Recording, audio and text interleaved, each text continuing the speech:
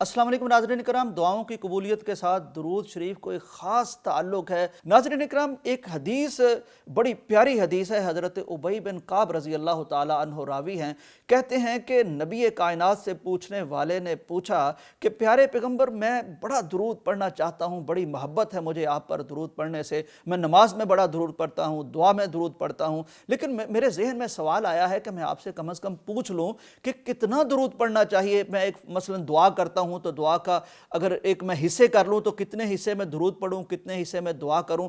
नबी कायनात सल्लल्लाहु अलैहि वसल्लम ने फरमाया कि भाई, जितना तेरा दिल चाहे, जितनी तेरी ख्वाहिश हो, जितनी तेरी मर्जी हो, उतना ही तू दुरूद पढ़, ये तेरे लिए बेहतर है। उन्होंने पूछा कि नबी अलैहिस्सलाम, अच्छा मैं थोड़ी हदबंदी चाहता हूँ, थोड़ा चाहता हूँ मुझे अंदाज़ा हो जाए कि उसमें से कितना हिस्सा। चुनांचे अगर मैं 1/4 हिस्सा वो मैं आप पर दुरूद के लिए वक्फ कर दूं और बाकी दुआ मांग लूं, तो इस बारे में आपकी राय क्या है। नबी कायनात ने फरमाया, जैसे तुम्हारा दिल चाहे, लेकिन इससे भी ज़्यादा कर लो तो ये बेहतर है। उन्होंने कहा, पैगम्बर अलैहिस्सलाम, फिर अच्छा मुझे ये फरमाइए कि मैं आधा हिस्सा दुरूद पढ़ लूँ और आधे हिस्से में अपनी दुआ मांग लूँ। नबी अलैहिस्सलाम का इरशाद फिर भी ये था कि जैसे तुम्हारा दिल चाहे उतना हिस्सा दुरूद पढ़ लो, लेकिन इससे भी ज़्यादा कर लो तो बेहतर है।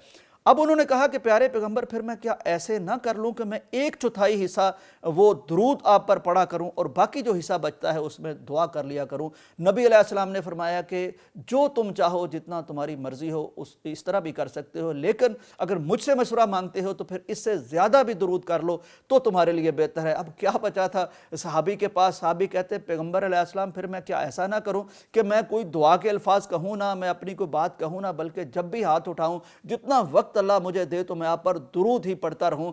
नबी अलैहिस्सलाम ने फरमाया, अगर तुम इस तरह कर लो कि तुम्हारी दुआ दुरूद से भर जाए, दुरूद से सैराब हो जाए और उसमें दुरूद ही दुरूद हो, तो फिर होगा ये कि अल्लाह तबारक व तआला इस अमल की वजह से तुम्हारी दुनिया के तमाम गम, दुख, मुसीबतें वो दूर फरमा देगा और तुम्हारे सारे गुनाह माफ़ फरमा देगा। तो नाजरीन, ये एक नुस्खा है दुरूद शरीफ का। कसरत से दुरूद पढ़िए, खुसूसन जुमातुल मुबारक को दुरूद पढ़िए, रमज़ानुल मुबारक में दुरूद पढ़िए।